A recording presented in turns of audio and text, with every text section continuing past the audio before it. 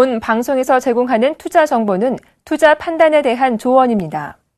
방송에서 제공하는 주식의 가치, 가격 상승 및 가격 하락에 대해서는 방송사에서 보장하지 않습니다.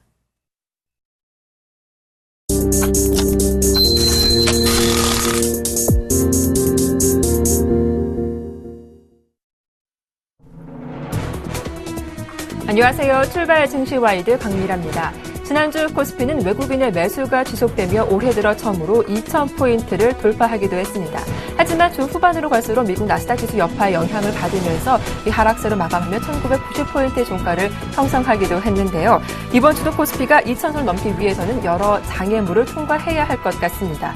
먼저 원화 강세에 따른 전차군단 약세가 코스피 발목을 잡고 있고요. 또한 투신권의 지속적인 매도는 역시 코스피 상단을 억누르는 재료가 되고 있습니다. 무엇보다 본격적인 기업들의 실적 발표를 앞두고 투자사들의 관망세가 예상되는 상황인데요. 대외적으로는 중국의 GDP 성장의 발표도 부담이 될 수 있고요. 또 미국에서 발표되는 금융기업들의 실적이 과연 시장 분위기를 어떻게 형성할지도 지켜봐야 할 대목인 것 같습니다. 자, 한 주를 시작하는 월요일장이죠. 4월 14일 출발 증시와이드 2부 힘차게 출발해 보겠습니다.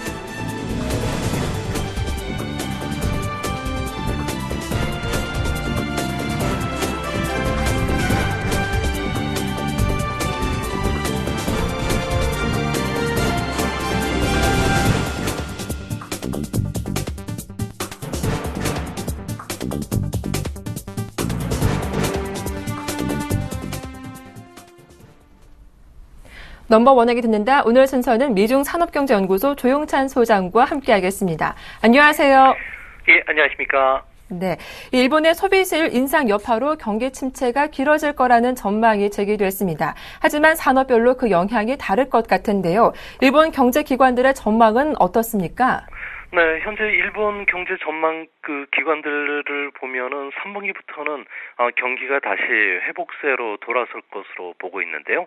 하지만 최근 나오는 경제 지표들을 보면은 오히려 좀 3분기까지 경기 침체가 계속되지 않나 생각이 됩니다. 아무래도 고용이라든지 소득 환경이 개선되지 않고 있기 때문에 그런데요.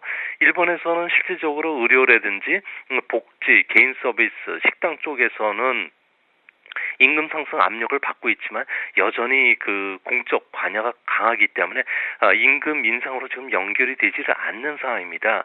여기에다가 지금 현재 물가 상승 압력은 계속이 되고 있고요. 또한 기업들 같은 경우에도 계속적인 투자를 하지 않으려는 그런 분위기가 강하고요. 특히 일본 개인들 같은 경우에도 주시장이 1분기에 계속 악화되면서 가계가 갖고 있는 주식 평가손이 약 7조 엔 정도 달했는데요. 6월까지 주가 하락이 계속된다면은 평가손은 한 2배 정도 불어날 가능성이 높다고 그럽니다. 이 때문에 설비 투자나 수출이 경기 회복에 버팀목 역할을 못 해주고 있기 때문에 아무래도 6월 달에 새로 발표되는 신성장 전략에서도 별다른 내용이 없을 거로 보여지고요.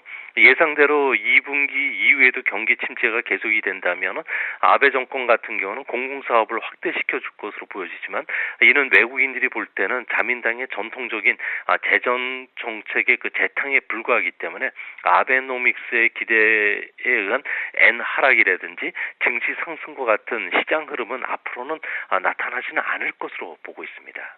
네, 3분기 이상까지도 침체가 지속될 수 있겠다라는 전망 들어봤는데요. 지난주 일본 증시 급락의 원인이기도 했었죠. BOJ 통화정책 이후 구로다 총재가 어떤 경기 부양책을 내놓을 거라는 기대감이 있었는데 아무런 조치를 취하지 않아서 그 실망감에 일본 니케이 지수가 급락하기도 했습니다. 이달 중에 아베 총리와 구로다 총재가 만나서 추가 부양책을 논의할 가능성이 있다라고 해요. 소장님은 어떻게 전망하시나요? 네, 지금 현재 일본 정부 입장에서는 부양책을 내놓기가 상당히 좀 어려운 상황입니다. 아무래도 소비세 인상 뒤에 경제 흐름을 좀 더 지켜봐야 된다는 의견이 강하고요. 특히 일본 내 재무부 쪽에서는 지금 현재 추가적인 법인세 인하에 대해서 상당히 좀 난항을 겪고 있습니다. 현재 1% 실질 법인세율을 인하시켰을 경우에 5천억 엔 이상의 재정 적자가 계속 일어날 수밖에 없는 상황이기 때문에 그런데요.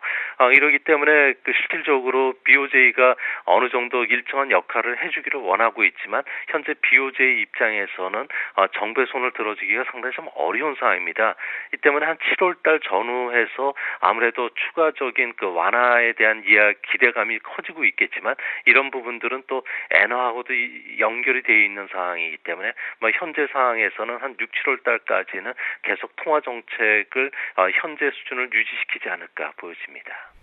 당장은 부양책을 펴기 힘들기 때문에 6, 7월까지는 지켜봐야 하겠다라는 의견도 들어봤습니다. 앞서 이야기 나온 것처럼 일본 니케이 평균 주가가 지난주 14,000엔을 내주면서 붕괴시키기도 했습니다. 여기에 엔화 강세를 보이는 것도 좀 영향을 준 것 같은데 이 니케이 지수는 다시 반등이 가능할까요? 지수 어떻게 전망하시나요? 네, 이번 주에는 아무래도 니케이 평균 주가 같은 경우에는 13,500엔대에서 14,250엔대에서 아주 매매 공방이 펼쳐질 것으로 보여지는데요. 아무래도 지금 현재 기업들의 실적들은 상당히 좀 좋은 수준이고요. 또 니케이 평균 주가 같은 경우에는 역사상 가장 낮은 수준으로 떨어진 건 사실입니다. 하지만 아직 주가 바닥이 확인되지는 않았는데요. 수급 측면에서 보면은 주가 급락으로 개인들 같은 경우에는 신용과 관련해서 추가 신용증거금 납부를 해야 되는 상황이기 때문에 반등시마다 주식을 매도할 수밖에 없는 상황이고요. 또 외국인들 같은 경우는 엔 상승에 따른 선물 주도의 매물 압력을 계속 받을 수밖에 없는 상황입니다. 이 때문에 이번 주에 발표되는 설비 투자 관련된 환하기라든지 수가미 같은 전자공학 분야 종목이나 아니면은 실적 발표가 4월 말부터 시작되기 때문에 실적이 호전된 중소형주를 중심으로 해서 장이 펼쳐질 가능성이 높아 보입니다. 네, 이제 중국 이슈를 살펴보겠습니다. 지난주 후반부터 중국의 경제 지표들이 발표되고 있는데 지난주 수출입 동향이 발표된 이후 글로벌 증시 타격을 주기도 했습니다. 이 수출이 2개월 연속 마이너스를 보인 건 2009년 이후 처음이라고 하죠. 수출이 감소한 배경은 무엇이라고 보시나요? 아무래도 작년 1월 달부터 4월 달까지 허위 수출이 극성을 부렸습니다. 특히 3월 달은 수출의 15%가 허위 수출로 밝혀졌는데요. 이 때문에 역기조 효과가 일어났고요. 또한 일본처럼 원가 상승에 따른 수출 경쟁력 약화뿐만 아니라 노동 생산 인구가 감소하면서 저원가 경쟁력이 빠르게 잃고 있습니다.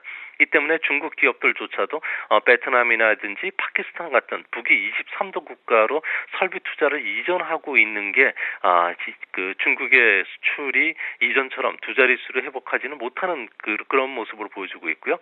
앞으로도 2분기부터는 조금씩 회복이 되겠지만 말처럼 수출 산업의 고도화, 고부가가치 작업이 한순간에 이루어질 수는 없는 상황입니다. 이 때문에 이전에 강력한 중국 공장들의 수출 증가세를 기대하기는 현실적으로 앞으로 어려울 것으로 보여집니다. 네, 또한 수출입 동향 이외에도 소비자 물가도 발표되기도 했었죠. 이 지표가 시장 전망치와는 좀 일치한 것 같아요. 그 의미는 어떻게 보시나요? 아무래도 식품 가격이 그렇게 큰 폭으로 상승하지를 않았던 원인이 있는데요. 문제는 작년 상반기에 물가가 낮았던 역기조 효과로 인해서 6월과 7월까지는 물가 상승 압력이 계속된다는 겁니다. 이 때문에 중국 정부 입장에서는 통화정책 기조를 완화시킬 수가 없는 상황입니다. 그래서 중국의 여러 가지 재정 정책이라든지 그리고 금리 인하와 같은 정책을 기대할 수가 없기 때문에 현재 중국 경제가 이제 본격적인 부양 조치를 할 수 없는 원인이고요. 또 한 가지 문제는 생산자 물가 지수가 전년 대비 마이너스 2.3%로 25개월 연속 디프레션 상황에 빠졌습니다. 경기 침체로 인해서 석탄 채굴이라든지 여러 가지 전방 산업들이 출하 가격을 인하시키고 있는데요. 이런 물가 측면에서 보면은 미니 경기 부양책이라든지 새로운 수요 정책이 발표되지 않는다면은 기업들은 2분기에도 자금난 속에서 도산하는 기업들이 많이 속출할 것으로 보여집니다. 네. 또 이번 주 16일 중국의 1분기 GDP 성장률 지표가 발표를 앞두고 있습니다. 전 세계 시장에 주목하고 있는 상황이기도 한데요. 일단 전분기보다는 하락할 거라는 게 전문가들의 예상이라고요. 네, 그렇습니다. 1분기 GDP 성장률은 시장에서는 7.3%를 기대하고 있는데요. 최근 5년간 가장 낮은 그 수치를 기록할 것으로 보여집니다. 뭐 수요 항목별로 보면은 소매 판매라든지 산업 생산, 고정자산 투자 같은 경우에는 1월보다는 0.1에서 0.2% 소폭 상승하는 데 그칠 것으로 보여지는데요. 이제 문제는 우리나라가 중국에서 그 무역 흑자를 기록한 게 중국 통계를 보면 900억 달러입니다. 일본과의 수출이 346억 달러이기 때문에 뭐 일본과의 수출보다는 3배에 달하는 이익을 벌어들이고 있는데요. 이 때문에 중국의 수입 그 위축으로 인해서 우리나라 경제는 악영향을 받을 수밖에 없는 상황입니다. 당장 중국의 패널이라든지 그리고 디지털 관련 수입이 감소하고 있고요. 수출용 반제품이라든지 부분품 수입도 좀 줄어드는 좀 어려운 가운데 있고요. 또 앞으로 또한 굴이나 철광석, 콩, 옥수수 같은 중국 경제에 그 직접적인 영향을 받는 국제 상품 가격도 부진을 면치 못할 것으로 보여집니다. 일단 GDP 성장률을 예상치를 좀 하회한다면 추가적인 통화 완화, 부양책 논의는 좀 기대해 볼 수 있을까요? 그 부분은 어떻게 전망을 하시나요? 네, 이 부분과 관련해서 리커창 총리가 지난 10일 날이었죠. 하이난성에 열리는 그 버우 아시아 포럼의 연차 총회에서 밝혔는데요. 경기의 그 일시적인 변동에 대처하기 위해서 단기적이고 강력한 경기 부양책을 실시하지 않을 것이고요. 중장기적으로 건전한 발전에 보다 중점을 두겠다고 했습니다. 이 때문에 4조 위엔의 그 내수 그 경기 자극책 같은 중앙정부 차원의 그 재정 정책은 하진 않을 것으로 보여집니다. 이 때문에 그 대신 상하 자유무역 시험구를 각 지역으로 확대시키는 정책, 그리고 상하이와 홍콩 거래소 간의 상호 주식 투자 거래를 개방시키는 문제, 그리고 증시세 개혁을 우편이나 통신 사업까지 다양한 서비스 분야로 확대시키는 정책들이 나올 것으로 보여지고요. 또한 전자 무역 활성화 조치로 인해서 우리나라의 그 중국과 관련된 그 직구족들이 더 늘어날 수 있는 조치도 나오지 않을까. 특히 이자녀 정책이라든지 전기 자동차 보급 정책들도 앞으로 좀 더 탄력을 받지 않을까 보여집니다.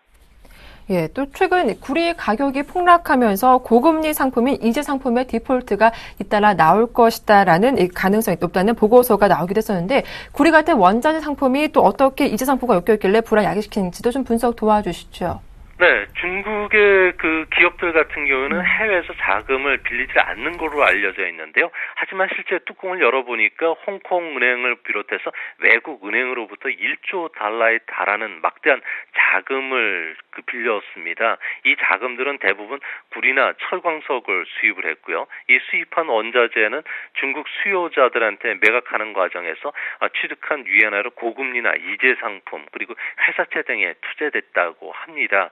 특히 구리 같은 경우는 60에서 7%를 은행에서 차입한 자금을 가지고 그 거래를 하고 있기 때문에 중국의 경기 둔화로 수요가 감소하게 되면 전체 그 세계 그 구리 수요의 40%를 차지하는 중국의 그 가수요가 없기 때문에 수급 밸런스가 무너질 가능성이 높은데요. 현재 중국이 보관하고 있는 공식적인 구리 그 보유량은 80만 톤 정도입니다. 하지만 실제는 이보다 몇 배나 많을 것으로 추정이 되는데요. 이 때문에 구리의 심리적인 가격 그 톤당 6,000달러가 무너지면 5,700달러까지 하락할 가능성이 높은데요. 이렇게 되면 이재 상품의 디폴트 문제뿐만 아니라 중국 경제에는 좀 악영향을 끼칠 가능성이 높아 보입니다. 네. 또 최근 글로벌 증시와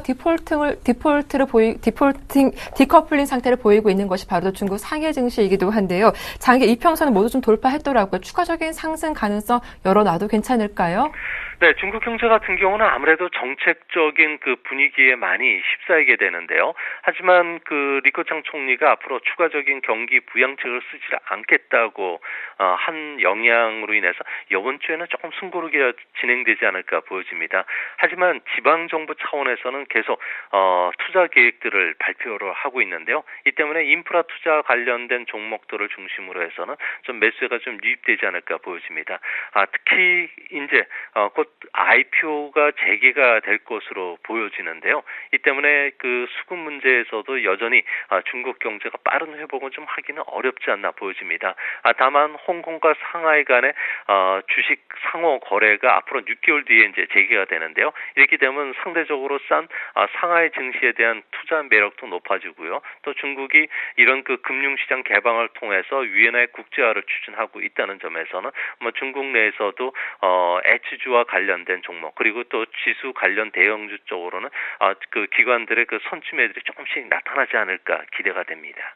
네, 이렇게 일본과 중국 이슈 자세하게 분석해 봤습니다. 지금까지 미중산업경제연구소 조용찬 소장과 함께했습니다. 도움 말씀 고맙습니다. 예, 감사합니다.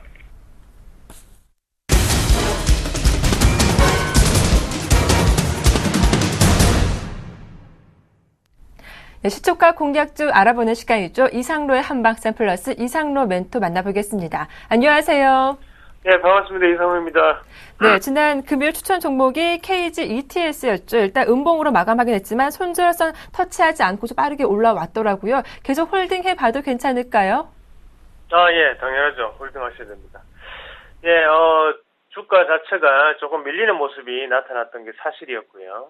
하지만 장 마지막에 어느 정도 다시 한번 더 복구해주는 모습이 좀 더 긍정적이었습니다.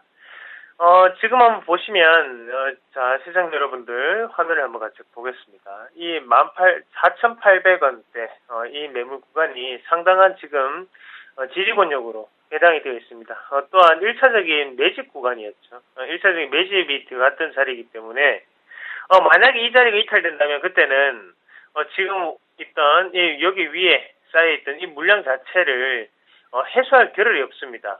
이 물량 자체는 지금 매집에 대한 물량이거든요. 거기에 대해서 마지막 마지노선 자리까지 내려왔는 상태이기 때문에 저는 무조건 상승한다고 보고 있고요. 거기에 대해서 추가적인 상승을 좀 더 우리가 누리시는 전략이 좀 더 낫지 않나. 그래서 오늘도 강력하게 홀딩을 하면서 지금 추가적인 상승을 좀 더 바라보자. 그렇게 조금 말씀을 드리겠습니다. 자, 이 패턴이 한 번쯤은 눈속임 패턴으로 작용할 수 있는 구간입니다. 그래서 우리가 흔히 알고 있는 이 위에 이 선 자체 밑에 구간은 지금 과매도 권역에 속하는 구간이기 때문에 추가적인 반등이 쉽게 올라올 수 있는 자리다. 그렇게 말씀을 좀 드리도록 하겠습니다. 추가적인 반등 가능성이 있기 때문에 좀 보유하신 분들은 계속 홀딩해보자라는 추가적인 의견 들어봤습니다. 자, 이어서 오늘장 시초가 공략주 어떤 종목일지 자세하게 소개해 주시죠. 예, 오늘은 JB 금융지주 회사를 말씀을 드리겠습니다. 뭐 쉽게 말씀드리면 전북은행이에요. 그래서 JB 그렇게 보시면 좋겠고요. JB금융지주 자체가 뭐 광주은행을 인수한다 그런 부분 자체가 지금 10월달로 연기가 되었습니다. 10월달 연기가 되면서 다시 한 번 더 주가 자체가 좀 더 횡보하는 그런 구간을 조금 나타내고 있고요. 자, 우리가 뉴스를 한번 같이 보시면 좋을 것 같은데요. 뉴스를 한번 보시면 여기에 나와 있죠. 2014년 4월 3일 뉴스에 경남 광주은행 최종 매각 시점 10월로 연기라는 뉴스가 있습니다. 자, 연기 뉴스가 나오면서에도 불구하고 주가 자체를 크게 올리는 수급 주체가 작용을 했습니다. 네, 4월 8일이죠. 4월 8일에 수급 주체라고 보시면, 자, 지금 외국인과 기관의 동시 순매수가 들어오면서 다시 한 번 더, 우리가 뚫기 힘들다고 생각했던 이 박스권 상단을 뚫어내는 그런 모습이 나타났었고요. 광주은행에 대한 인수가 불확실성이 우려가 되면서 불발될 가능성은 아직까지는 매우 낮다. 그렇게 보시는 게 좋겠고, 지금 그렇게 매우 낮은 관점에서 10월달 연기가 됐을 건데 거기에 왜 이렇게 추가적인 상승이 했을까? 거기에 대해서 우리가 좀 더 주가를 바라볼 필요가 있다는 거죠. 그래서 지금은 추가적인 상승 기조를 나타냈던 이유가 주가 자체 흐름 자체를 좀 더 올리기 위한 매집에 관한 단계가 아닌가 그렇게 좀 보는 시각이고요. 1분기 실적 자체는 시장의 컨센서스보다는 하회하는 실적이 나올 전망입니다. 하지만 M&A 이슈를 가지고 있기 때문에 실적은 크게 문제가 될 수 없다는 거 다시 한번 더 기억을 하시고요. 만약 이 가격대 7,260원, 7,300원 그 부분을 지켜주지 못하고 밑에 내려온다고 그때는 막 과매도로 조금 인식을 하셔서 우리가 모아가는 과정이 조금 더 필요하다 그렇게 말씀을 드리겠고요. 일단 지지가 나왔는 마당이기 때문에 추가적인 반등 기조가 좀 더 나타나지 않겠나라는 부분에 좀 더 무게를 두고 있는 시점입니다. 그래서 그 추가적인 반등 구간을 좀 더 보면서 우리가 공략을 할 수 있는 종목군이 오늘 JB금융지주가 아닌가 그렇게 조금 말씀을 드리겠고요. 그런 관점에서 본다면 현재 이 고비는 상당한 눌림목권에 해당하는 구간이기 때문에 추가적인 우리가 매수 기조로 유지하자 그렇게 말씀을 드리겠습니다.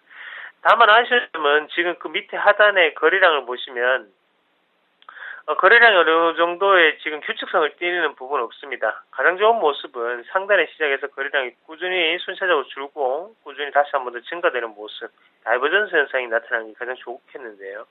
하지만 그런 모습 자체는 조금 부족하다라는 부분을 체크를 하시고 자 매수가는 시초가 가시면 되겠고요. 1차적인 목표가는 플러스 3%입니다. 그리고 손절가는 하단에 7,100원 선이죠. 7,100원이 여기 좀 분포를 하는데요. 매집하기 양봉을 올리기 전까지 요 단계까지 우리가 어느 정도는 손절가로 대응을 하신 전략 말씀드리도록 하겠습니다. 자 오늘도 꼭 수익 보시길 바라겠고요. 항상 여러분들을 위해서 열심히 하고 있는 이상로였습니다.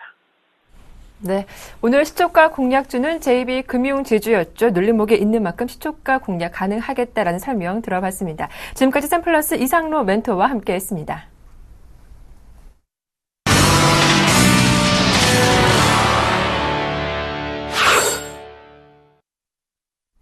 네, 4월 14일 월요일자 개장을 5분 정도 앞두고 있는데요. 출발 상황 분석 도와주실 두 분의 전문가 소개해드리겠습니다. 유스탁의 유창희 대표님 그리고 메리츠 종금증권 압구정 지점의 김근호 연구원님 두 분 만나보겠습니다. 안녕하세요. 네, 안녕하십니까. 네, 반갑습니다. 자, 뉴욕 증시 다시 또 급락하면서 오늘 우리 시장도 분위기가 안 좋습니다. 동시효과 분위기부터 살펴보도록 하죠. 유창 대표님 어떻습니까? 네, 동시효과 분위기 그래도 생각보다 나쁘지 않다 생각하고 있는데요. 코스피 시장은 0.5% 정도 예상 하락 출발하고 있고요. 1987포인트에서 주가 형성되려고 하고 있는데 일단 오늘 우리가 좀 지켜봐야 될 부분들은 뭐냐면은 지난 금요일에 어찌됐든 저점을 추가 이탈하는 것이 아니라 시작이 저점이었고 양봉이 나오면서 하락폭을 어느 정도 많이 상당 부분 많이 하면서 마감됐다는 부분들 그 상황에서 이제 해외 증시에 좀 긍정적 변화가 될 수 있지 않겠느냐 싶었는데 해외 증시에 다시 또 약세를 띄었죠. 그랬을 때 우리나라 증시가 지난주에 지켜졌던 자리가 지켜지면서 오늘도 좀 견뎌내는지 아니면은 아침에 지켜지는 척 하다가 지난주 지켜졌던 자리가 이탈되면서 2배로 빠지는지 여부에 그 변곡에 놓여있다는 부분들을 체크되지 않을까 생각하고 있습니다. 그래서 코스피 시장은 제가 지난주에는 시가가 비록 약하게 출발하지만 의외로 낙폭을 줄이면서 마감할 수 있다고 말씀드렸습니다만 오늘 같은 날은 시가가 약하게 출발하고 났을 때 그리고 나서 의외로 낙폭을 좀 더 키울 수 있다. 하지만 그 낙폭을 키울 수도 있겠지만 의외로 좀 수급이 좋아지고 있었기 때문에 또 낙폭을 줄일 수 있다라는 부분들에서 지금 양날의 칼에 놓여 있다. 하지만 우리가 체크해야 될 부분들은 일단 지난주 금요일의 저점은 지켜지는 게 좋다. 만약에 지금 금요일의 저점이 무너지게 된다면은 일단은 코스피 시장 같은 경우는 2000포인트에 대한 매물이 3년 동안의 매물이지만 단기적으로도 2000포인트에 대한 매물이 나올 수 있기 때문에 그 점은 좀 조심해야 되겠다는 부분들 말씀드리고 싶고요. 코스닥 시장은 의외로 상승 반전하면서 마감이 됐죠. 오늘도 지금 코스닥은 소폭 상승을 하려고 하고 있는데 마찬가지입니다. 어찌됐든 555포인트 이상에서는 약간의 매물 부담이 있기 때문에 혼자 올라가는 데는 부담이 있다 생각하고 있어요. 그래서 코스닥 시장도 일단은 제가 봤을 때는 한 553포인트 정도 전후로 해서 지켜지는지 지지라인을 형성하는지 여부를 체크를 하시면서 대응하시는 게 좋지 않을까 생각하고 있습니다. 네, 지난 금요일 저점이 1985였거든요. 오늘 이 부분을 지키면서 마감을 할지 좀 잘 살펴보셔야 할 것 같습니다. 자, 이어서 업종 분위기 살펴보도록 하죠. 압구정으로 가보겠습니다. 김근호 연구원님. 네, 일단 전 거래일 그러니까 금요일에 어떤 수급 주체들이 어떤 종목들을 좀 샀나 그걸 먼저 좀 파악을 해야 될 텐데 일단 외국인 기준으로는 삼성전자, 한국전력, 기아차 그리고 KT 신한지주, LG화학, LG전자, 한국타이어, 현대차 이런 종목들을 좀 많이 샀습니다. 그리고 기관 같은 경우에는 금호산업, LG디스플레이, LG전자, 기업은행, 현대모비스, 타미각기, GS건설, KCC 이런 종목들을 좀 샀는데 일단 전체적으로 봤을 때 대형 IT 쪽으로 두 수급 주체의 어느 정도의 좀 교집합이 좀 형성된 걸 봤을 때는 일단 대형 IT주들이 조금 강세를 보일 가능성이 좀 높지 않나라는 생각을 가장 먼저 해볼 수 있을 것 같고요. 그 다음으로 조금 눈에 띄는 게 금융 쪽 섹터인데, 일단 외국인들이 금융 섹터를 좀 많이들 바스켓으로 좀 담고 있는 모습. 그 이유는 역시나 금융 섹터가 원화 강세에 있어서 가장 큰 수혜를 받을 수 있다라는 부분과 좀 맞닥뜨려 있는 어떤 이슈의 연장선상에 있는 업종이 아닌가라는 생각을 좀 가지고 있습니다. 왜냐하면 원화가 강세가 되면 보통은 원화 자산을 많이 보유하고 있는 업체들이 수혜를 받기 마련인데요. 그런 부분에 있어서 좀 금융업종에 대한 외국인들의 긍정적인 시각이 좀 나왔다. 그런 의미에서 일단 오늘은 IT와 금융업종에 대한 긍정적인 시각을 좀 유지는 해봐야 될 것 같은데, 제가 계속적으로 조금 말씀드렸었던 이 자동차 업종 같은 경우에도 이 기관 쪽에서의 러브콜은 계속적으로 좀 이어지고 있습니다. 근데 보통 원화가 강세인데 왜 어떻게 좀 자동차 업종 같은 경우에 좀 불리하지 않냐? 물론 이론적으로는 그런데요. 중요한 것은 일단 수급적인 문제. 네, 거기다가 보통 원화가 강세가 나오면 엔화가 약세가 좀 나와야 됩니다. 그래야 이 대한민국의 수출 경쟁력이 좀 떨어지면서 일본과의 어떤 경쟁력이 좀 떨어지면서 자동차 부분이 악화가 될 텐데, 일단 엔화가 움직이지 않기 때문에 아직까지는 그래도 자동차 업종도 좀 긍정적으로 보고 있다라는 말씀도 덧붙여 드리겠습니다.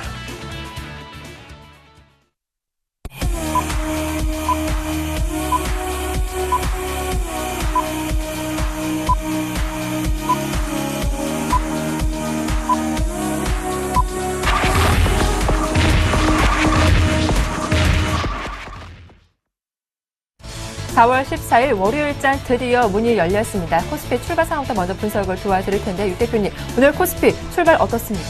네, 상당히 강한 모습을 띠면서 출발하고 있다 생각하고 있습니다. 0.24% 하락을 해서 1992포인트 주가 형성되려고 하고 있고요. 일단 1990포인트가 지켜지려고 하고 있다는 부분도 상당히 긍정적이다. 하지만 아침에 의외로 약하게 좀 강하게 출발했기 때문에 이게 낙폭을 좀 더 늘릴 수 있다는 부분들은 계속 염두를 하셔야 된다 말씀드리고 싶고요. 코스닥 시장은 일단은 상승 출발했습니다. 556포인트 주가 형성되고 난 다음에 여기서 이제 567이나 7, 8 정도로 올라갈 수 있는지 여부를 좀 체크를 하시고요.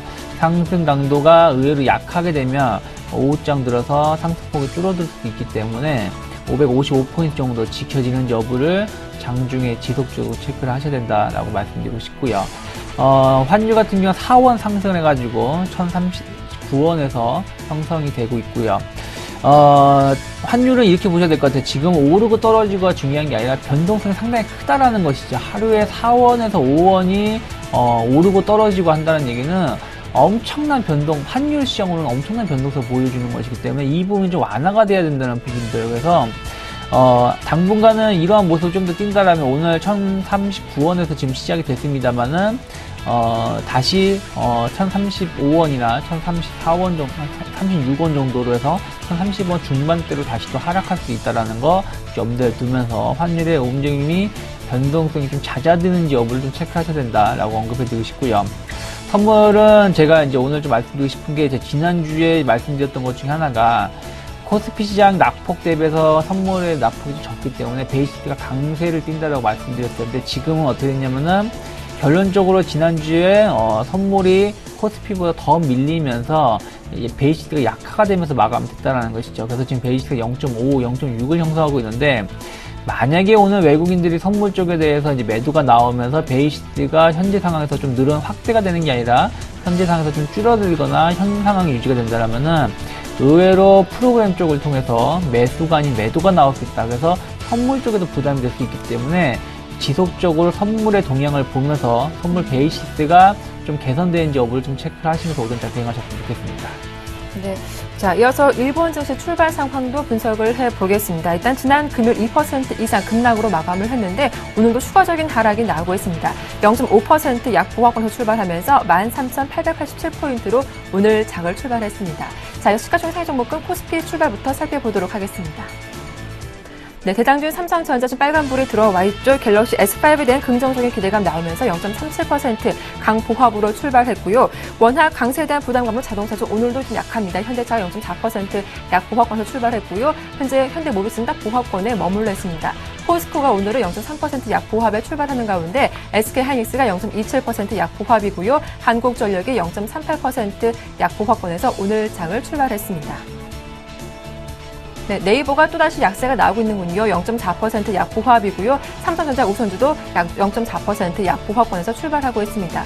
그런 가운데 기아차가 딱 보합권에서 지금 선방하고 있는 가운데 신한지주가 0.5% 약보합이고요. 삼성생명도 보합권, LG화학이 0.9% 비교적 큰 폭의 하락세 보이고 있습니다. 코스닥으로 넘어가 보죠. 네, 전반적 분위기가 좀 더 양호한 상태인데요. 셀트리온이 1.4% 비교적 큰 폭의 강한 상승세 나오고 있고요. 파라다이스가 0.85% 강세를 띠고 있습니다. 서울반도체가 0.7% 오르고 있는 가운데 CJ 오쇼핑이 0.06% 약보합이고요. CJ ENM도 0.1% 약보합권에서 출발하고 있습니다. 네, 이어서 업종 분위기 살펴보겠습니다. 압구정 나가보죠. 김근호 연구원님.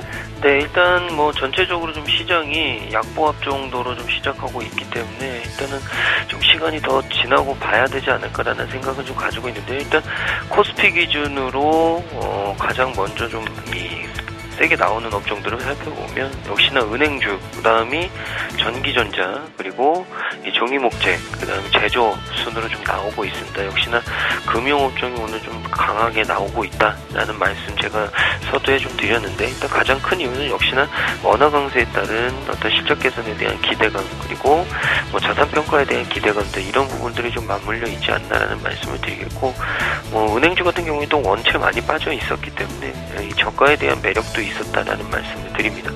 그리고 IT 같은 경우에도 오늘 좀 강세들이 나오고 있는데요. 역시나 삼성전자를 필두로 해서 SK하이닉스 강보합 수준에서 좀 움직이고 있기 때문에 일단 뭐 전체 시총에 미치는 영향에 따라서 오늘 전기전자 업종도 좀 강하게 나오고 있습니다. 그리고 종이목재 같은 경우에도 최근에 좀 올라오는 모습들을 좀 보여주고 있는데, 일단 종이목재 종목 같은 경우에도 한번 이슈를 탔다가 좀 사그라들었던 종목인데, 최근에 좀 어느 정도 다시금 기대감들이 좀 형성이 되고 있는 부분은 맞는 것 같습니다. 그래서 오늘 일단 은행, 금융, 전기전자, 그리고 종이목재, 지금은 일단 건설업종도 조금 올라오고 있네요.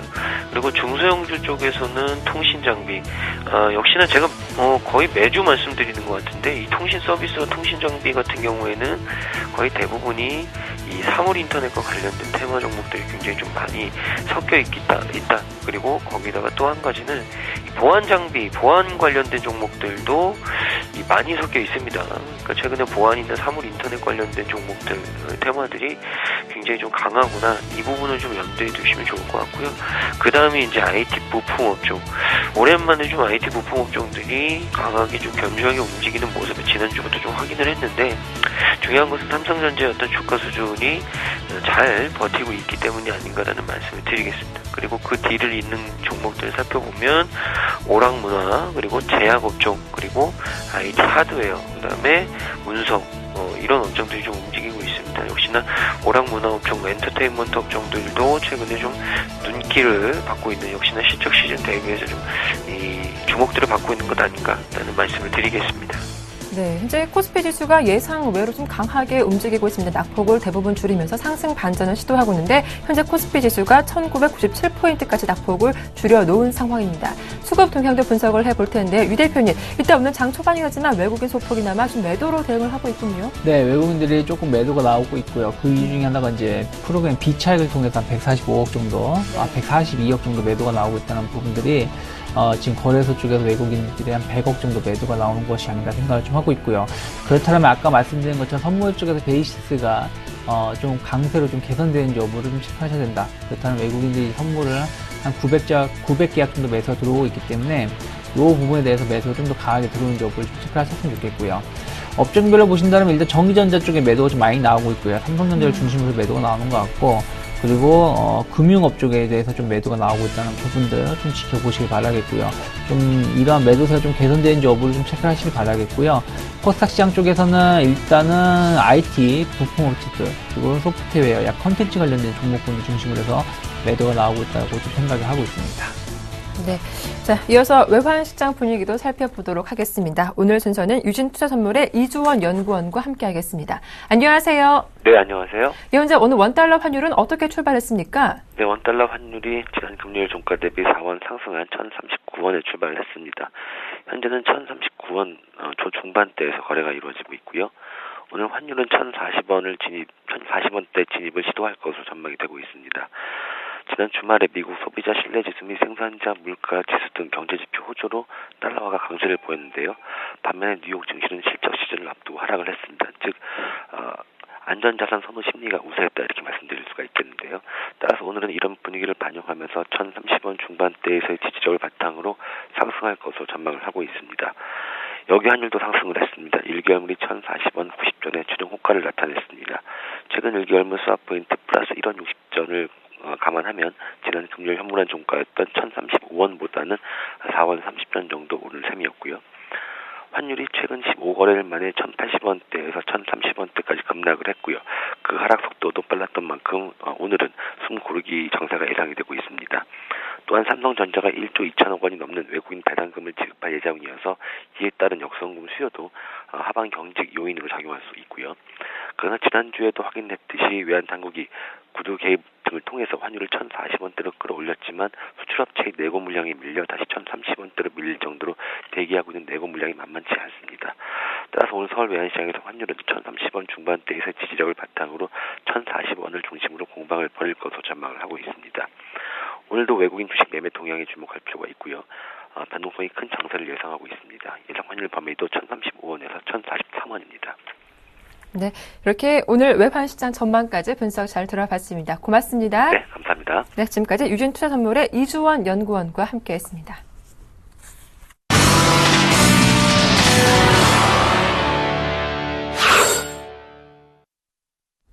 네, 이 시각 돌발 종목들 분석을 해보겠습니다. 먼저 세 종목이 있는데요. 홈캐스트입니다. 연일 상한가 행진을 이어가던 홈캐스트가 6거래만 상한가가 풀렸네요. 자세한 이유 분석을 해보도록 하고요. 다음 종목은 삼익악기인데요. 중국 피아노 시장에서 고성장하리라는 증권사 전망의 강세를 이어가고 있는 상황입니다. 다음 종목은 서원인텍인데 신규 사업이 가시화로 사상 최대 실적을 이어갈 거란 전망에 역시 오늘 3% 이상 강세를 띠고 있습니다.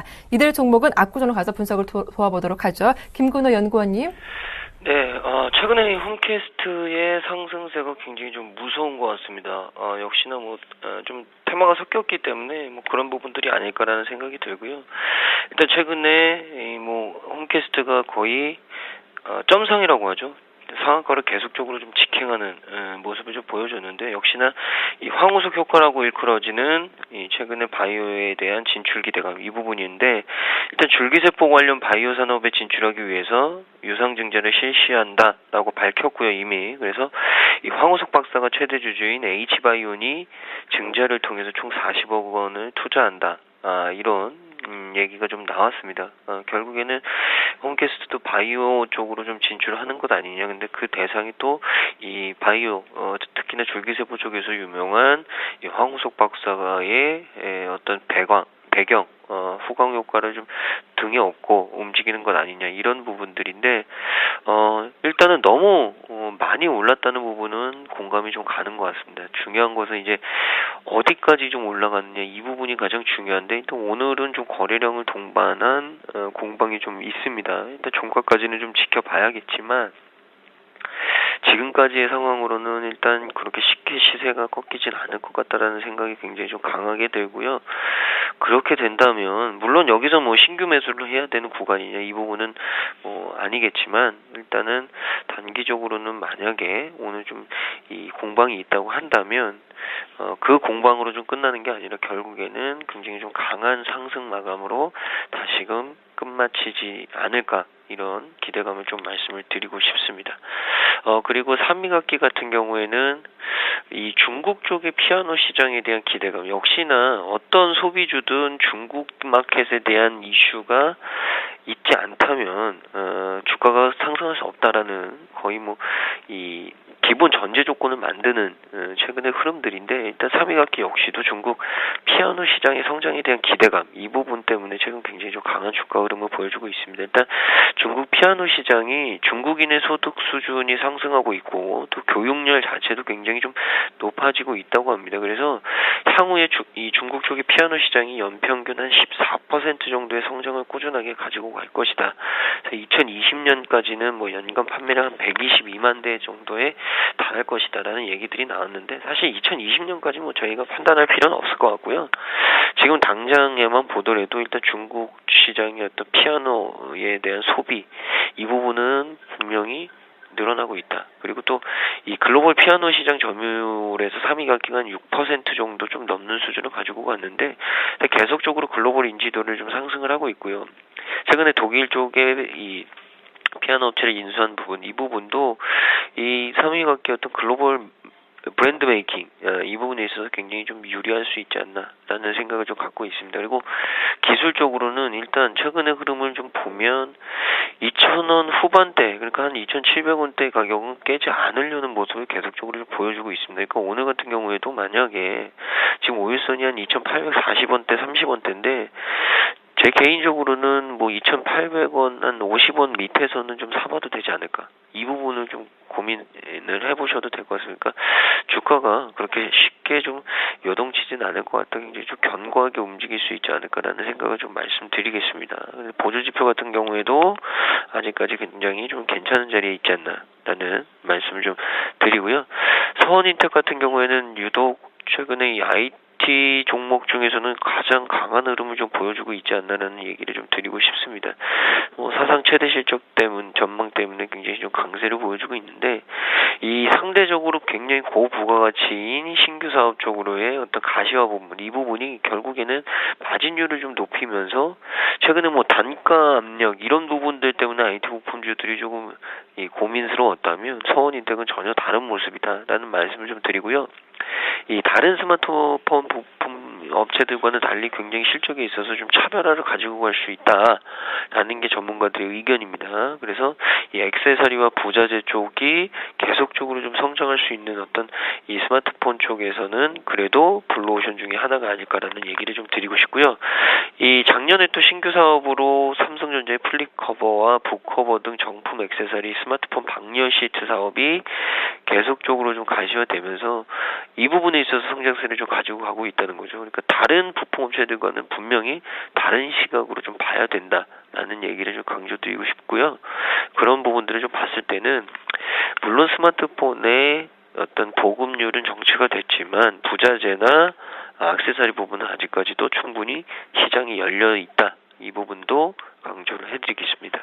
네, 다음 돌발 종목도 살펴보기 전에 코스피 지수가 다시금 상승하며 2,000포인트를 회복했다라는 점을 알려드리겠습니다. 자, 다음 분석해볼 종목은 한화케미컬인데요. 한화케미컬이 해외 주식 예탁증권을 발행키로 했다는 소식에 현재 주가가 사흘째 약세를 보이고 있습니다. 연 저점을 코앞에 두고 있는 상황이군요.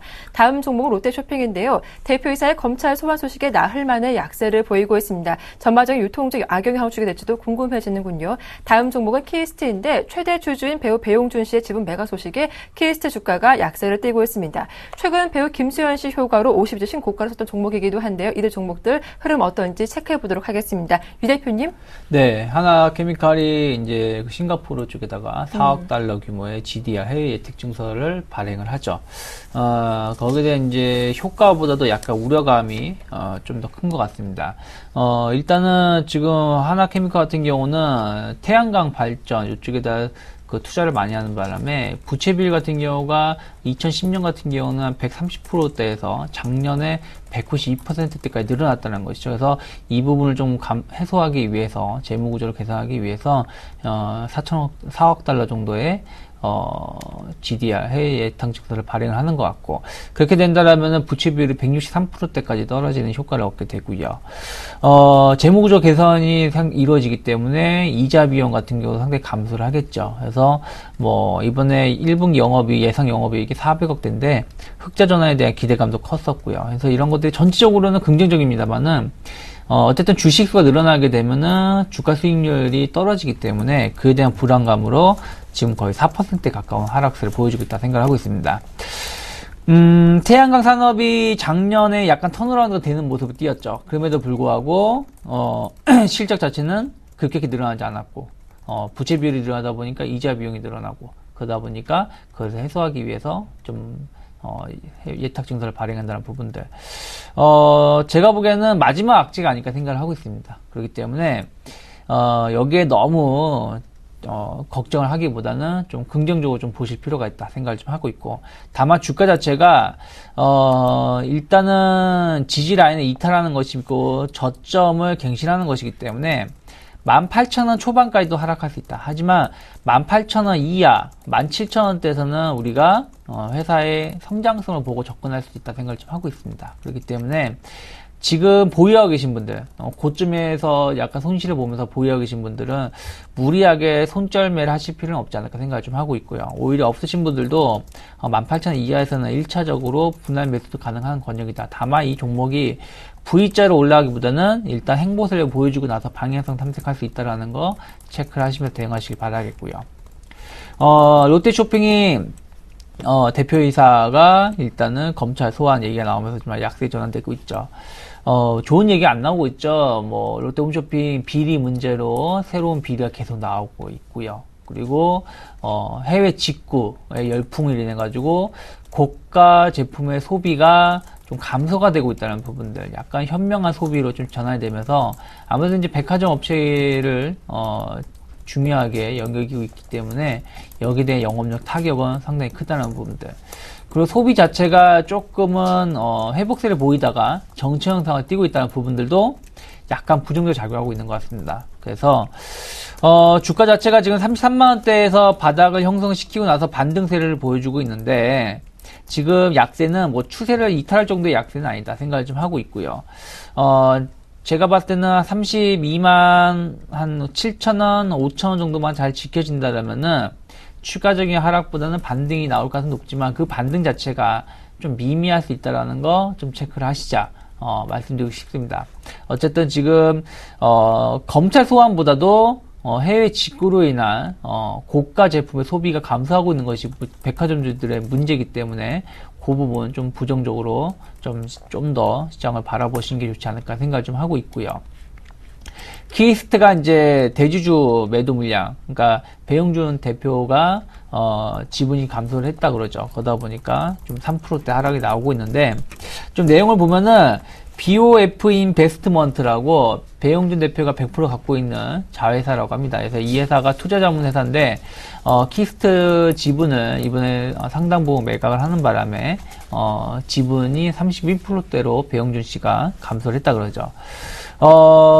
김소연 효과로 인해 가지고 주가가 잘 가고 있었던 상황에서 주가 고점대에서 한 3,000원대에서의 추가적인 상승을 보여주지 못하는 가운데 대주주 지분 매각이라는 얘기는 차익 실현 나오고 있다는 얘기거든요. 그래서 거기에 대한 부담감으로 좀 약세를 띄고 있기 때문에 추가적인 급락은 아니더라도 고점을 계속해서 치고 나가기엔 좀 힘들 수 있다. 그렇기 때문에 보유하신 분들은 반등 시 비중을 좀 줄이고 오히려 한 3,300원 정도가 혹은 3,200원이나 3,300원이 돌파 안착되기 전까지는 좀 보수적으로 접근하시는 게 좋다 생각을 하고 있고, 지지라인 한 2,800원 정도가 이탈하는지 여부, 지켜지는지 여부를 좀 체크를 하시면서 대응할 필요가 있지 않을까 생각을 좀 하고 있습니다.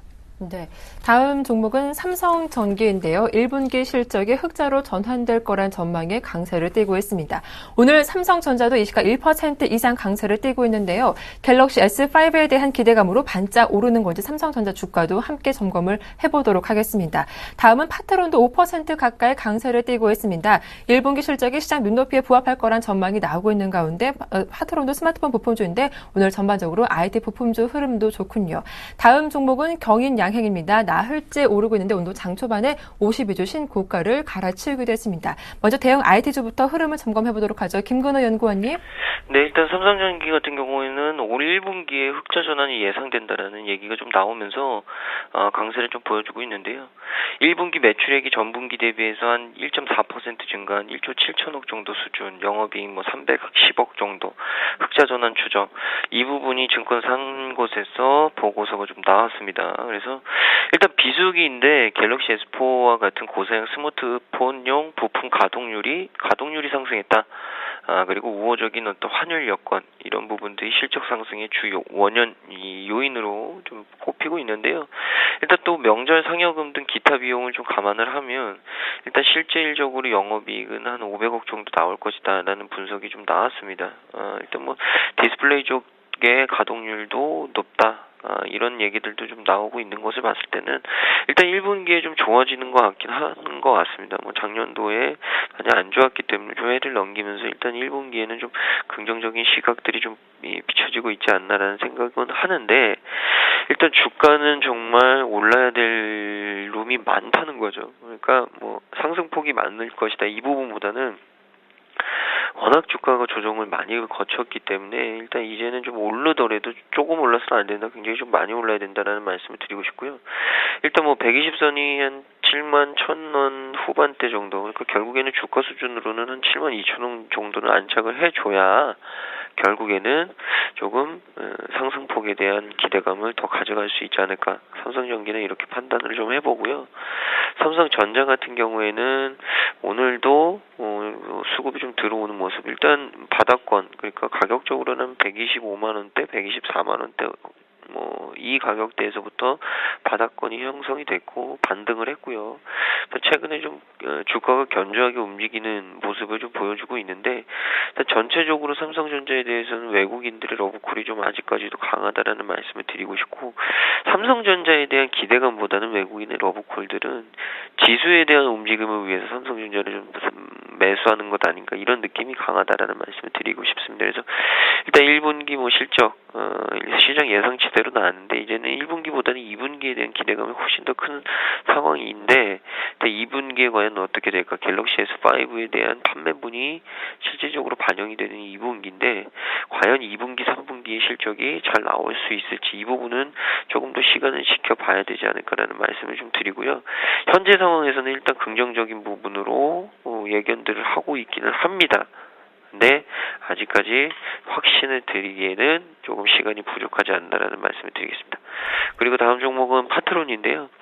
파트론 같은 경우에도 바닥권에서 최근에 좀 반등을 모색하라는 모습, 일단 양호한 1분기 실적 전망, 이 부분이 가장 큰 주요 원인인 것 같은데, 이 스마트폰 부품 업체들이 전반적으로 굉장히 열악한 상황에 처해 있다. 전반적인 마진 자체가 굉장히 좀 하락을 하고 있다. 불가피하다. 이 부분을 좀 제시를 해드리고 있는데, 파트론 같은 경우에 상대적으로 충격이 어느 정도 좀 완화가 되어 있다. 그래서 실적도 다른 부품업체 대비해서 그래도 괜찮을 것이다 라는 얘기를 증권사 한 곳에서 좀 제시를 했습니다. 그래서 일단은 시장 컨센서스에 부합하는 실적 수준만 좀 나오더라도 주가는 그렇게 큰 변동 없이 견고하게 잘 움직일 것이다 라는 예상을 조심스럽게 해보고요. 마지막은 경인양행입니다. 경인양행 같은 경우에는 최근에 굉장히 좀 견조하게 움직였었죠. 근데 오늘은 일단 윗꼬리가 좀 많이 달리는 모습인데, 이제 거래량이 좀 많이 나왔으면 하는 아쉬움은 분명히 있습니다. 그래야 조금 더 움직일 수 있을 것 같은데, 일단 오늘 장 후반까지는 좀 봐야 되지 않을까라는 말씀을 좀 드리고요. 기관이 굉장히 좀 많이 이 매수에 좀 가담하는 모습을 좀 보여주고 있습니다. 기관 수급이 굉장히 좀 많이 들어와 있다라는 말씀을 드리겠고, 지난해엔 또 영업이익 실적이 굉장히 좀 잘 나왔죠. 그래서 과연 1분기까지 이 지난해에 좋았던 실적이 온고잉 하느냐, 고잉 컨선 하느냐, 지속적으로 갈 수 있느냐, 이 부분에 대한 기대감이 가장 큰데, 일단 지금 현재 상황까지는 1분기까지 이어질 수 있다는 의견이 훨씬 더 큰 것 같습니다. 그러나 일단은 뚜껑은 열어봐야 될 것 같고, 주가는 어느 정도 시간을 두고 좀 봐야 되지 않을까. 일단 지금 수준은 좀 매물대도 많은 수준이기 때문에 신규 매수보다는 조금 더 지켜보고 매수에 가담하자라는 말씀을 드리겠습니다. 네, 다음 특징주들 분석을 해보겠습니다. 우리 NH농협증권인데 우리투자증권 인수 기대감에 52주 신고가를 현재 기록을 하고 있습니다. 이번 인수가 성공된다면 NH농협증권은 업계 1위로 도약할 거란 기대감이 전해지고 있는 상황인데요. 다음 종목은 현대하이스코입니다. 최근 철강주 흐름이 양호한데요. 원화 강세에다 수요 증가 기대감으로 오늘도 52주 신고가를 기록하고 있는 상황입니다. 다음 종목은 컴투스입니다. 모바일 게임주인데 오늘 무려 7% 이상이나 급등 하고 있습니다. 낚시 신에 이어서 서머너즈 워로 글로벌 시장 공략에 나설 거란 기대감이 전해지고 있죠. 이들 세 종목을 분석을 해드리겠습니다. 유창희 대표님. 네, 죄송합니다. 그 NH농협증권이 네. 우리투자증권하고 합병을 하면서 1위 증권사가 되죠. 그러면서 거기에 대한 그 시장 우위 지배력에 대한 기대감을 좀 급등세를 띠고 있는 것 같습니다. 뭐 한 1조 300억 대의 패키지로 인수를 하게 되죠. 제가 봤을 때는 좀 주가 수준이 너무 가파르게 올라왔다 생각을 좀 하고 있어요. 그러니까 최근에 증권주들 좀 호재가 있었죠. 호재가 있음에도 불구하고 여전히 구조조정은 필요한 상황이기 때문에 이것만 가지고 주가 오르기엔 제한이 있다. 거기다가 5,000원대 주식이 6,000원대까지 한 20% 정도 올라왔다는 얘기는 단기적으로 인수에 대한 그 효과는 끝났다 생각을 좀 하고 있어요. 그래서 주가 자체가 지금 추격 매수하기에 좀 부담이 될 수 있다라는 거 좀 체크를 하시고요. 시장 1위라고 하더라도 중요한 건 지금 우리나라가 대부분이 온라인 증권 거래 수수료로 증권사가 운영이 되고 있고 펀드라든지 뭐 ETF 뭐 랩 이런 상품으로 인해 가지고 수익성이 상당히 제한되고 있기 때문에 그 부분에 대한 확인은 좀 필요하다. 그래서 단순한 기대감을 오르는 것은 다시 주가가 회귀할 수 있다는 거 좀 체크하시기 바라겠고요. 컴투스가 서머너즈라는 게임이 있습니다. 그래서 요게 이제 곧 출시를 하게 되는데 RPG라고 하죠. 그래서 모바일 RPG 게임 시장을 통해서 새로운 그 먹을거리를 창출할 수 있다 얘기가 나오고 있습니다. 최근에 그 낚시의 왕이라고 해가지고 기대감이 작용을 하면서 주가가 많이 올라왔는데 4만원대에서 약간 정치 현상을 띠다가 다시 올라오고 있습니다. 중요한 거는 이제 그 서머너즈가 아직 성공한 건 아니고 기대감으로 올라간 것이기 때문에 그 기대감이 주가에 얼마나 충분히 반영될 수 있는지 여부를 좀 체크하셔야 된다 생각을 좀 하고 있고요. 최근에 이제 컨텐츠 관련된 종목군들, 미국의 이제 페이스북이라든지 관련된 종목군들이 급락세를 띄었기 때문에 최근에 상승이 좀 둔화되고 있다라는 부분들, 그리고 약간 고퍼 논란이 나올 수도 있기 때문에 제가 보기엔 4만원이 안착되고 접근하셔도 나쁘지 않다. 그래서 지금 39,200원 정도에서 주가 형성되고 있는데, 무리한 추격 매수보다는 4만원대 안착을 하고 나서 추가 상승하는 양봉이 나왔을 때 매수하시는 게 좋지 않을까 생각을 좀 하고 있고요. 현대하이스코가 3%대 강세를 띠고 있죠. 원화 강세 수혜를 입을 수 있다는 부분들.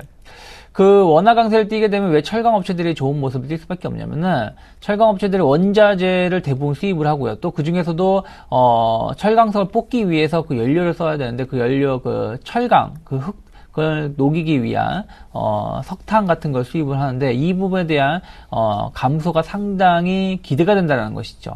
특히 현대하이스코 같은 경우 차량 경량화 이쪽을 통해서 현대 그룹과의 그 시너지 효과에 대한 기대감이 상당히 크게 작용하고 있고요. 그래서 그런 것들로 인해서 주가가 다시 강세를 띠고 있다는 부분들. 일단은 한 달 정도의 그 한 5만 한 원대 가격 박스권을 돌파시키는 양봉이 나왔기 때문에 제가 보기엔 추가적인 상승 충분히 가능하다. 그렇다면 지금부터 우리가 접근했을 때는 박스권 상단을 돌파시켰기 때문에 57,500원 정도, 57,600원 지지된다고 생각을 하시면서 접근하시는 게 좋지 않을까 생각을 좀 하고 있습니다. 네, 이렇게 오늘장 돌발 종목 분석들 자세하게 살펴봐 드렸습니다. 오늘도 두 분과 함께 했죠. 유스탁의 유창희 대표님, 그리고 메르츠 종금증권 압구정 지점의 김근호 연구원님 수고 많으셨습니다. 고맙습니다. 네, 감사합니다. 고맙습니다.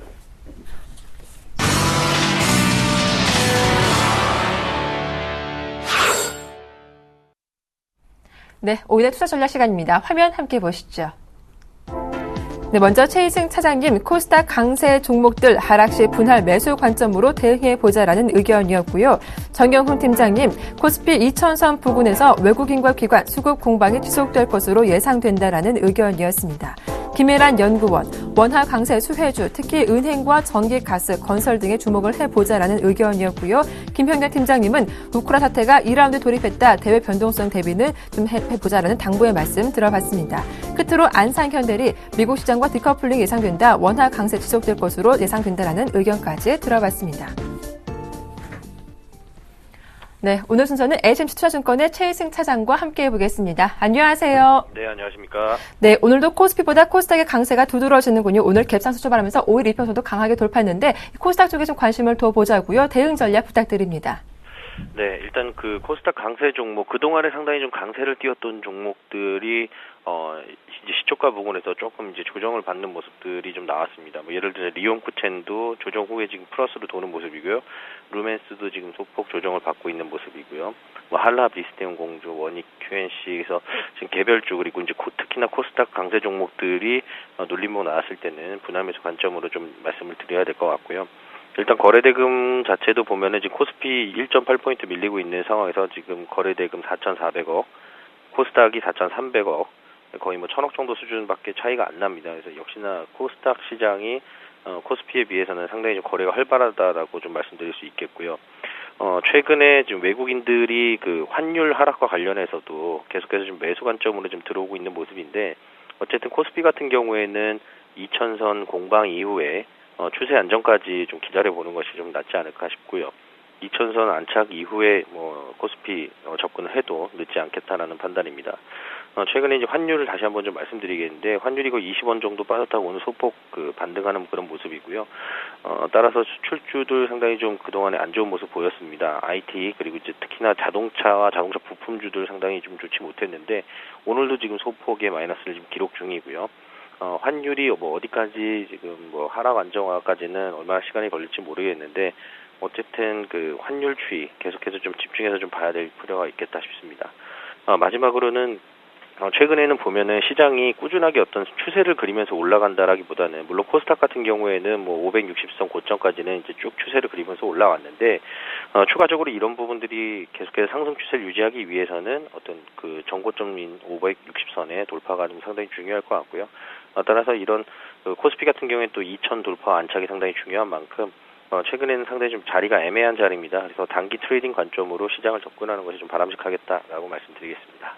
네, 코스피는 2000선 안착을 확인하고 대응을 해보자라고 하셨고요. 이럴 때일수록 코스닥의 강세 종목들로 트레이딩 관점으로 대응해보자라는 의견까지 들어봤습니다. 도움 말씀 고맙습니다. 네, 감사합니다. 네, 지금까지 HMC 투자증권의 최희승 차장과 함께했습니다.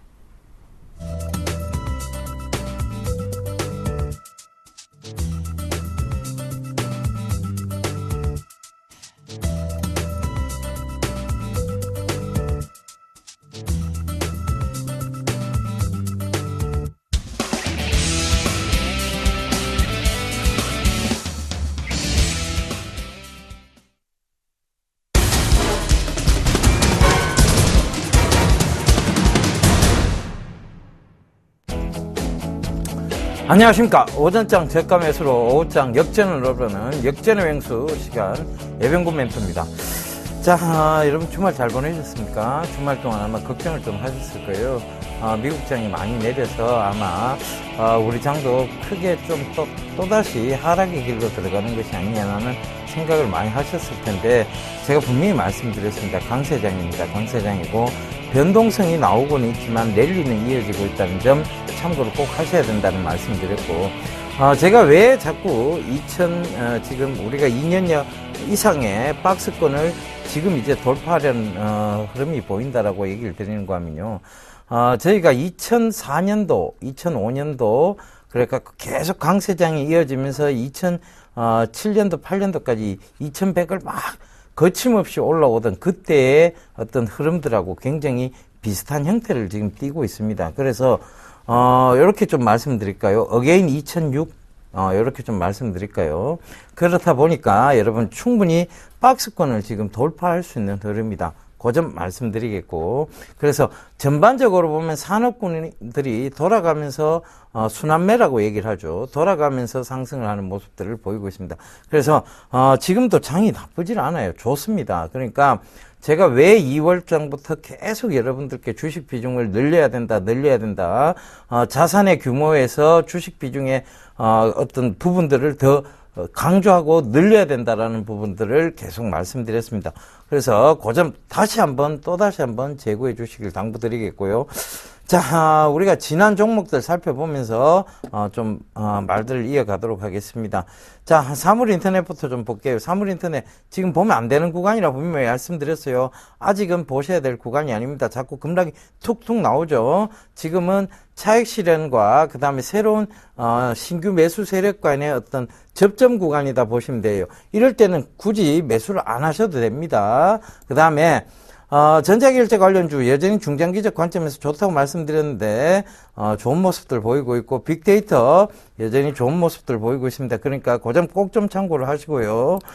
리모델링 관련주가 계속해서 지금 주목을 받고 있죠. 한솔홈데코 같은 경우에 금요일 날 가격 제한폭까지 상승하는 모습들 보셨을 겁니다. 중장기적으로 괜찮다는 말씀드렸고, 차이나 디스카운트 마찬가지입니다. 중장기적 관점에서 보시는 얘기 드렸습니다. 그죠?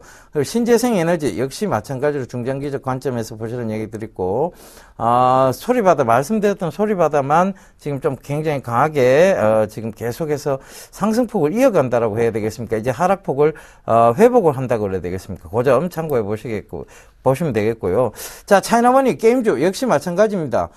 게임주가 지금 아직 볼 때는 아니에요. 오늘 컴투스가 많이 오르니까 다시 게임하이 게임빌들 오르고 있는데, 산업 아직은 규제 쪽이지 완화 쪽 아닙니다. 그러니까 아직은 보실 필요 없다는 거 제가 말씀드릴 때 보시면 됩니다. 그 점 참고하시고, 스마트폰 나노스 계속 좋습니다. 그죠? 계속 목표가를 도달했는데도 그 이후로도 지금 계속 올라오고 있는 모습들 여러분들 체크해 보시면 바로 답이 나올 거고, ELS 관련주들 낙폭이 이제 미국장이 많이 빠져도 낙폭이 크질 않아요. 저 PBR 관련주도 마찬가지고. 자, ELS 만기 시점 4, 5월 달 많이 지금 도래되어 있다라고 말씀드렸습니다. 그러면 더 이상 기관들이 ELS 관련 종목들, ELS 연관 종목들 꺼트릴 이유 없다는 거 분명히 참고를 하시면 되겠습니다. 자, 전기차 관련주 지금 말씀드렸던 삼성 SDI고 코디에스 두 종목이 있었는데요. 코디에스는 좀 오르고 있는 반면에 삼성 SDI는 아무래도 대형주다 보니까 시장에 영향을 좀 받는 듯 보입니다. 그죠? 그 다음에 바이오 시밀러 쪽은 CTC 바이오 계속 좋은 모습 보이고 있죠. 그 점 참고하시고, 셀트리온 제약도 마찬가지입니다. 지금 계속 좋은 모습을 보이고 있네요. 그 점 참고해 보시면 되겠습니다. 그 다음에 AMOLED 관련주죠. 이 SFA가요, 말씀드리고 그날 하루 종일 올랐어요. 금요일 날 아침에 말씀드리고 나서 그날 하루 종일 오르면서 목표가가 도달을 해버렸습니다. 그래서 그 점 꼭 좀 참고를 하셨으면 좋겠습니다. 저는 그 AMOLED는 중기적으로 봐도 괜찮다는 입장인데, 아직 시장의 변동성 구간은 분명히 나올 겁니다. 왜? 하락 쪽에 있다가 급반등이 나왔어요. 그러면 지금 시장에 관심을 확 받는 것이 아니라 분명히 여기서 기다리고 있는 매도 대기자들이 있을 겁니다. 그것 때문에 목표가를 짧게 잡아드린 겁니다. 그 점 참고해 보시면 될 것 같고. 자, 이제 오늘 오후장 역전 가능할 종목들, 역전 가능할 섹터 살펴보도록 하겠습니다. 저는 연예기획사 쪽으로 좀 잡아왔는데요. 이 연예기획사를 왜 잡아왔느냐. 첫 번째는 또다시 붑니다. 또다시 분다 하얀 바람, 이 노래 아시죠? 그죠? 또다시 붑니다. 뭐가 한류 바람이 불고 있다는 거예요. 그래서 그 부분 참고해 보시면 될 것 같고, 연예기획사들이 지금 제2의 도약기를 지금 거치고 있습니다. 그러니까 한참 동안 그 연예기획사들에서 어떤 거품 부분들이 논란이 많았죠. 그리고 그 거품들이 다 빠졌어요. 그리고 나서 지금 한류 바람과 더불어서 이 연예기획사들의 제2의 성장기, 도약기 쪽에 와 있다는 거 참고를 해보셔야 될 것 같습니다. 지금 이제 이 연예기획 쪽 부분은 굉장히 큰 산업 쪽으로 이제 자리 잡았습니다. 예전에만 해도 여러분 이런 분위기는 아니었죠. 분명히 연예기획사들이. 그런데 이제는 큰 산업 쪽으로 자리 잡아가고 있다는 점, 문화 콘텐츠도 큰 산업 쪽으로 자리 잡아가고 있다는 점, 이런 것들은 결과적으로는 이 연예기획사가 뗄래야 뗄 수 없는 관련된 산업군이라고 보셔야 될 것 같습니다. 그 점도 참고해 보신다면 연예기획사 제2의 도약기에서 우리가 한번 노려볼 만하다. 요 점 참고해 보시고요. 그래서 제가 SM하고 SM, CNC, IHQ, 키스트, 로엔, JYP 엔터, YG 엔터테인먼트 연예기획사 다 한번 들고 나왔어요. 근데 이 중에 우리가 탑픽주를 한번 찾아보자고요. 제가 꼽은 탑픽주는 SM, CNC입니다. SM, CNC. 자, SM 관련 회사죠. 그죠? SM 관련 회사인데 지금 SM, CNC가 예능 쪽에 많은 연예인들을 데리고 있어요. 그죠? 그러니까 지금 뭐 강호동도 그렇고 그죠? 저하고 덩치가 좀 비슷하지 않습니까? 그죠? 강호동, 그 다음에 말도 이래 좀 사투리 많이 써가면서 얘기합니다. 그죠? 그런 사람, 그것뿐만 아니라 지금 이 예능 쪽은요, 지금 대한민국이 굉장히 강합니다. 그 점도 참고해 보신다면, 이 SM, CNC가, SM은, 진짜 그 가수나 이제 그 매니지먼트사라고 보시면 될 것 같고, SM, CNC 쪽은 예능 쪽에 어떤 MC나 이런 사람들의 어떤 그런 쪽으로 좀 많이 몰려 있어요. 그러니까 조금은 양분화되어 있죠, 그죠? 그러니까 그 점 참고해 보신다면 이 SM, CNC 왜 제가 조금 더 주의 깊게 봐야 되느냐 하면 신동엽이라든가 이런 지금 연예인들의 어떤 활동이 굉장히 좋습니다. 신동엽도 이 SM, CNC 소속이죠, 그죠? 강호동도 지금 새로운 활동을 하면서 굉장히 좋은 모습들 보이고 있습니다. 그러니까 이 여러 가지 예능 쪽에서 강한 한류 바람이 또다시 분다면 이 SM 쪽보다는 오히려 SM, CNC가 주목받을 확률이 높다는 거. 자, 차트 보면서 조금 설명을 드릴게요. 차트 보시게 되면 자, 이게 하락폭을 다 겪고 자, 둔각이 만들어졌어요, 그죠? 예각 다음에 둔각 만들어지고 다시 이제 상승 구간에서의 이제 평행선들이 이런 식으로 올라가고 있습니다. 요점 참고해 보시면 될 것 같아요. 그런데, 자, 이런 것들이 결국은, 조금 차트를 확대해 볼게요. 여기서, 차트를 확대해 보면, 여기서 한번 보세요. 자, 지지를 명확히 받으면서 올라가고 있다는 거예요. 그죠? 지지를 받으면서 올라가고 있고, 자, 전 고점대 부근에서의 저항대가 강하게 있지 않느냐라는 점, 자, 여기 거래량에서 보면 조금 나오죠. 근데 이 거래량을, 자, 여기서 이렇게 거래량을, 자, 가격을 떨어뜨렸어요. 그죠? 그리고 거래량이 두 번 이래 수반이 되고, 자, 거래량이 거의 죽었습니다. 그런 상황에서도 지금 올라오고 있다는 점, 요것도 체크해 보시면, 자, 어느 정도 답이 좀 나오겠죠. 그래서 전 고점대 영역을 지금 뚫기 위해서 가고 있다는 점, 참고를 해보셔야 될 것 같아요. 그래서 SM, CNC인데요. 지금 다른 종목군들, 즉 IHQ나 이런 쪽에서도 지금 굉장히 조금 지금 좋은 모습들을 보이고는 있어요. 근데 자, 우리 대한민국의 어떤 지금 프로그램 시청률, 예능 쪽이 대세를 자리 잡고 있습니다. 그러면 이 예능 프로그램들이 지금 수출이 많이 되고 있고, 그러면 이 예능 프로그램 수출된과 동시에 지금 이 예능 진행자들이 소속되어 있는 기획사들은 수혜를 볼 수밖에 없는 입장이고, 그들이 바빠질 수밖에 없는 입장입니다. 그 점 참고해 보신다면 SM, CNC 충분히 주목해 볼 만할 것 같습니다. 그런데 여기서 이제 가격 전략은요, 여기서 지금 올라오는 구간이에요. 제가 올라올 때는 어딜 잡아도 무릎이라고 말씀드렸습니다. 이 무릎에서 잡아서 이렇게 쭉 올라오다가 추세 꺾을 때 어디 어깨에서 파는 전략이에요. 그죠? 그 점 참고해 보시면 될 것 같은데, 지금 이 종목에 대한 자세한 가격 전략은, 지금 정의사단의 또 다른 멤버죠. 정재훈 멘토가 지금 공개방송을 오늘 장중 공개방송을 오픈해 놨습니다. 정재훈 멘토가 잠깐 자리를 비운 사이에 제가 아마 10시 반부터 여러분들 마이크를 잡고 여러분들과 소통의 시간을 가질 거예요. 그러니까 www.sentv.co.kr에 접속하셔서 저보다는 좀 굉장히 샤프하고 날카롭게 생겼습니다. 저는 좀 두리뭉실하게 생겼지만, 그 정재훈 멘토가 지금 장중 공개방송을 하고 있다는 거, 거기 무료 듣기를 클릭을 하시면, 바로 정재훈 멘토와 지금 소통의 공간이 열릴 거예요. 그러면, 그렇게 방송을 듣고 계시다가, 10시 반부터는 저하고 소통의 공간을 또다시 가지시면 되겠습니다. 1+1입니다. 자, 아시겠죠? 그러니까, 그렇게 참고를 하시고, 많이들 접속해 주시길 당부드리겠습니다. 자, 시장 얘기 짧게 마무리하고 오늘 마치도록 하겠습니다. 시장 좋습니다. 여러분 2월장부터 계속 강조드렸습니다. 지금도 좋다는 거 다시 한번 말씀드릴 테니까요. 지금은 계속해서 여러분들이 주워 담는 체리피킹입니다. 떨어지는 구간마다, 즉 조정이 나오는 구간마다 체리 주워 담듯이 주워 담으시면 돼요. 주식 비중 늘리셔야 되는 시기라는 거 다시 한번 강조드리면서 저는 오늘 이만 물러가도록 하겠습니다. 지금까지 예병군 매트였습니다.